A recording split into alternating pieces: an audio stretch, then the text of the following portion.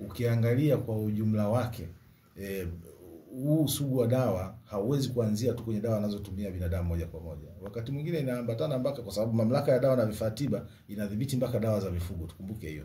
Inadhibiti mpaka dawa za mifugo. Sasa hata hao wafugaji kule wakitumia vibaya dawa za antibiotiki, wakichoma bila kuzingatia utaalamu wa wataalamu wa dawa za mifugo, kwa maana madaktari wa mifugo, kuna uwezekano wa kusababisha usugu wa vimelea, na baadhi ya vimelea vina uwezo wa kutoka kwenye mifugo na kuja kwa binadamu na kusababisha madhara. Kwa hiyo tunasema hata kule, kwa sababu tuna maziwa mwisho wa siku tunakunywa, mwisho wa siku nyama tunakula, mwisho wa siku mayai tunakula.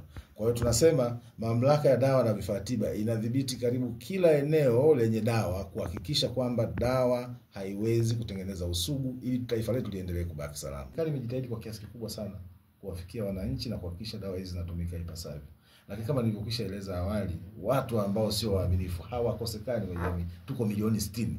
Kwa hiyo tegemea kabisa kuna mtu anajitoa tu fahamu pale, anaamua kutumia jinsi ilivyo. Na hii nitoe wito kwa hao wafugaji, mara nyingine wakati mwingine unakuta wenyewe wanachoma tu wenyewe. Kuna tatizo hapo. Na wanasababisha madhara kwa watu bila wao kujijua au bila wao kujua. Japokuwa tunasema ukishakiuka sheria maana yake umekiuka sheria, na wakibainika wanatakiwa wachukuliwe sheria zinazostahili.